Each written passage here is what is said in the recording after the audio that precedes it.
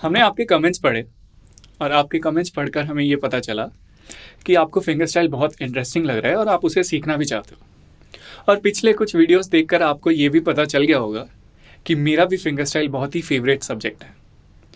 इसी को ध्यान में रखते हुए अब हम आपके लिए कुछ ऐसी वीडियोस लेकर आ रहे हैं जिससे आपकी फिंगर स्टाइल लर्निंग की जो जर्नी है उसमें कुछ हेल्प होगी। तो चलिए शुरू करते हैं। आप देख रहे हैं सिर्फ गिटार, मैं हूँ ललित, कुछ नया सीखते हैं। तो आज मैं आपको 3 बेसिक चीज़ें बताने वाला हूँ जो कि बहुत इंपॉर्टेंट है फिंगर स्टाइल में। सबसे पहली चीज़ जो मैं आपको बताऊँगा, सबसे पहला टॉपिक जो होगा वो होगा आपके बॉडी पॉस्चर और आप गिटार को कैसे होल्ड करते हो। जो हमारा दूसरा टॉपिक है वो पहले टॉपिक का कंटिन्यूएशन ही है, बट इसमें हमारा राइट हैंड जिसे हम पिक करेंगे, जो कि फिंगर स्टाइल में बहुत इंपॉर्टेंट है, उसे हम किस तरह से एंकर कर सकते हैं, किस तरह से रखें जिससे कि हमारे शोल्डर पे कोई इम्पैक्ट ना पड़े, हम ज़्यादा स्ट्रेस फील ना करें, इसके ऊपर हम ध्यान देंगे। और तीसरे टॉपिक में मैं आपको एक एक्सरसाइज देने वाला हूँ। ये एक्सरसाइज आपके पिकिंग हैंड के मसल मेमोरी के लिए बहुत इंपॉर्टेंट होने वाली है, जिसकी हेल्प से आप जब पिक करोगे तो वो काफ़ी स्मूथ एंड एफिशिएंट होगी। इस एक्सरसाइज को जानने के लिए वीडियो के एंड तक बने रहें।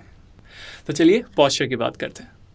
सबसे पहले तो आप ये माने कि ये जो गिटार है या फिर जो आपका इंस्ट्रूमेंट है ये आपके ही बॉडी का एक हिस्सा है, एक एक्सटेंशन है। उसके साथ आप जितना कंफर्टेबल होंगे उतना ही आसान होगा आपके लिए उसे प्ले करना। सबसे पहली चीज़ जो आपको ध्यान रखनी है, जब हम गिटार को अपने पास रख रहे हैं इसे ज़्यादा टिल्ट करके ना रखें।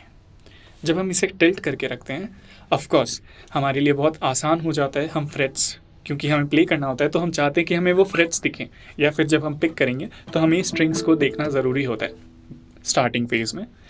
पर ये एक प्रॉब्लम भी क्रिएट करता है, और वो प्रॉब्लम ऐसी है कि हमारे जो लेफ़्ट हैंड पे जब हम नोट्स को प्रेस करते हैं ये काफ़ी कर्वी हो जाता है, जो कि इन लॉन्गर टर्म बिल्कुल भी अच्छा नहीं है प्लेइंग के लिए।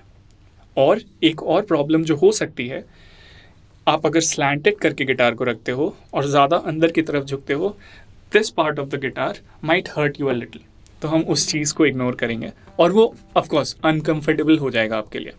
उसे ओवरकम करने के लिए हम अपने गिटार को जितना हो सके, बहुत ज़्यादा एकदम ऐसे भी नहीं, बट जितना हो सके उतना स्ट्रेट रखने की कोशिश करेंगे। अब एंगल की बात करते हैं। एंगल से मेरा मतलब है जो हमारा गिटार है वो हमसे दूर जा रहा है या हमारे काफ़ी पास आ रहा है। अब ये कई बार डिपेंड करता है आप कैसे बैठते हो। जब हम ओपन लेग के साथ बैठते हैं तो हमारे पास कोई रेस्ट्रिक्शन नहीं है, और इस हाथ के प्रेशर की वजह से कई बार हमारा गिटार आगे की तरफ चला जाता है। इस चीज़ को हम अवॉइड कर सकते हैं तो हमारे लिए बहुत अच्छा होगा, क्योंकि हमें चाहिए कि हमारा जो गिटार है वो हमारे जितने क्लोज रहे उतना हमारे बजाने के लिए आसान होता है। मैं क्या करता हूँ, मैं अपने लेग्स को क्रॉस करके बैठता हूँ, और जब मैं लेग्स को क्रॉस करके बैठता हूँ तो मैं इस मूवमेंट को थोड़ा रेस्ट्रिक्ट करता हूँ और अपने गिटार को अपने जितने पास है उतने पास में रख सकता हूँ, और ऐसे बैठकर भी मैं कंफर्टेबली प्ले करता हूँ। और जब एंगल की बात हो ही रही है तो जैसा मैंने कहा कि आगे या पीछे की तरफ, इसी तरह एक और होता है जब हमारा गिटार ऊपर या नीचे की तरफ एंगल्ड रहे। आपने क्लासिकल गिटारिस्ट को देखा होगा, वो कुछ इस तरह बैठते हैं अपने गिटार के साथ। सबसे पहला डिफरेंस तो आपने देखा होगा कि हमारा गिटार हमारे राइट लेग से लेफ़्ट लेग की तरफ शिफ्ट हो गया है, ठीक है, और हमारा लेफ़्ट लेग जो है वो थोड़ा सा उठा हुआ है, तो वो एक फुट स्टेप का यूज़ करते हैं। ये भी एक तरीका है जो कि काफ़ी कंफर्टेबल होता है, आप इसे भी ट्राई कर सकते हैं। तो सिंपल सी बात ऐसी है कि जितने भी अलग अलग प्रोसेस अभी तक मैंने आपको बताए, आप सबको ट्राई करके देखें, बहुत ज़रूरी है। फिर आपको पता चलेगा कि आप कौन से पोजीशन में काफ़ी कंफर्टेबल हैं, और उसके अकॉर्डिंगली अपनी प्रैक्टिस को आप स्टार्ट कर सकते हैं। अब चलिए टॉपिक 2 की बात करते हैं। ये फर्स्ट टॉपिक की कंटिन्यूएशन में ही आता है। यहाँ पे हमें अपने राइट हैंड को एंकर करना है गिटार पे। हम 2 तरह से एंकर कर सकते हैं, हालांकि 3 तरह से एंकर कर सकते हैं। अभी मैं 2 तरह की बात करता हूँ। पहला, हमारा जो एल्बो है वो गिटार की बॉडी पे इस तरह से हम रखेंगे, तो यहाँ पे ही हमारा एल्बो फिक्स हो जाएगा, ठीक है। इसके बाद हम बजा सकते हैं, तो ये एक एंकरिंग हो गई। दूसरा तरीका हो सकता है हम अपने रिस्ट का इस्तेमाल कर सकते हैं ब्रिज के पास, तो हमारा एल्बो थोड़ा सा ऊपर की तरफ है, इट्स नॉट वेरी फिक्स्ड, हमारा जो रिस्ट है वो फिक्स हो गया। अब एंकर क्यों करना है? एंकर करने के दो बहुत ही सिंपल से रीज़न है। सबसे पहला रीज़न ये है कि जब हम एंकर करते हैं, सपोज़ मैंने अपने एल्बो को एंकर किया, तो मैं अपने शोल्डर से, अपने एल्बो से अननेसेसरी स्ट्रेस को रिमूव कर रहा हूँ और अपना सारा फोकस मेरे रिस्ट और मेरे फिंगर्स की तरफ रहता है। और दूसरा जो इम्पॉर्टेंट रीज़न ये है कि जब मैं एंकर कर लेता हूँ अपने एल्बो को, तो मेरा जो हैंड है, जो रिस्ट है और जो हमारा फिंगर्स हैं, वो भी इस एरिया में लॉक हो जाते हैं और हमारा बजाना, हमारी प्रैक्टिस करनी और आसान हो जाती है। तो चलिए थर्ड टॉपिक की तरफ आगे बढ़ते हैं। जैसा कि मैंने आपको बताया था, थर्ड टॉपिक पे हम एक एक्सरसाइज करने वाले हैं और ये एक्सरसाइज बहुत इंपॉर्टेंट होगी आपके राइट हैंड के फिंगर्स का मूवमेंट के लिए। सबसे पहले तो आप जब ये एक्सरसाइज को प्रैक्टिस करेंगे तो इसे डिफरेंट सेट या डिफरेंट लेवल के हिसाब से प्रैक्टिस कर सकते हैं। अगर आप एब्सोल्यूट बिगिनर हैं तो आपको अपने कॉर्ड्स या फिर उसके बारे में कुछ भी सोचने की ज़रूरत नहीं है। स्ट्रिंग्स पर बस अपना हाथ रखें और म्यूटेड स्ट्रिंग्स पर प्रैक्टिस करें। ये एक बहुत ही एफिशिएंट तरीका होता है सही प्रैक्टिस करने का और किसी और को डिस्टर्ब ना करने का। हमें प्रैक्टिस क्या करना है? हमारा जो थंब है वो 6 स्ट्रिंग या फिर 5 स्ट्रिंग या फिर 4 स्ट्रिंग। मेरे कहने का मतलब जो हमारा थंब है वो इन बेस स्ट्रिंग के साथ हमेशा रहेगा और हमारे जो फिंगर है 1, 2 and 3, ये हमारे तीनों स्ट्रिंग्स 3, 2 and 1 इनके साथ रहेंगी। अब हमें क्या सीक्वेंस प्ले करना है? थंब 3, 2, 1, 3, 2, 1, 2।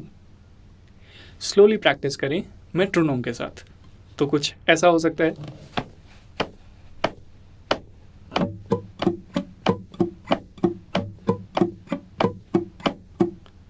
अगर ये आपके लिए डिफ़िकल्ट होता है तो आप हर 4 मेजर के बाद रुक सकते हैं एंड देन फिर वापस स्टार्ट कर सकते हैं। फॉर एग्जाम्पल,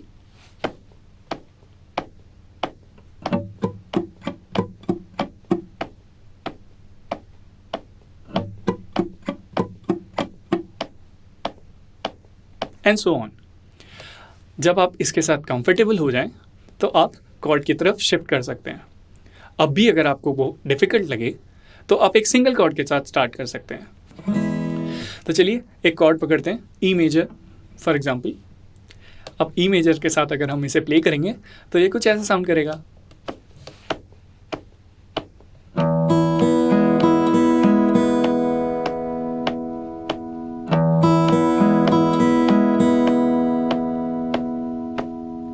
आपको इस चीज़ का ध्यान रखना है कि आप जब प्ले कर रहे हैं तो आपके हर नोट का साउंड बहुत क्लियर होना चाहिए। और अगर कॉर्ड शिफ्टिंग में आपको प्रॉब्लम हो रही है, अगेन आप सिंगल कॉर्ड के साथ रह सकते हैं। और जब आप इसके साथ कंफर्टेबल हो जाएं तो आप इसी एक्सरसाइज को किसी कॉर्ड प्रोग्रेशन के साथ भी प्रैक्टिस कर सकते हैं। उसका भी एक एग्जाम्पल देखते हैं।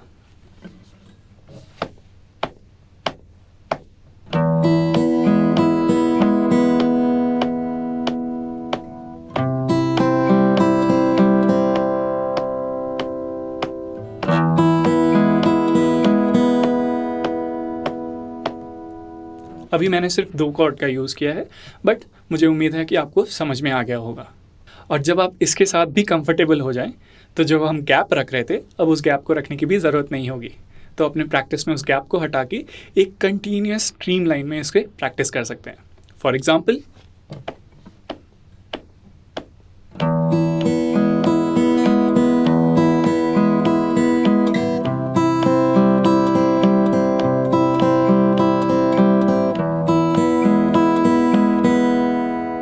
So on.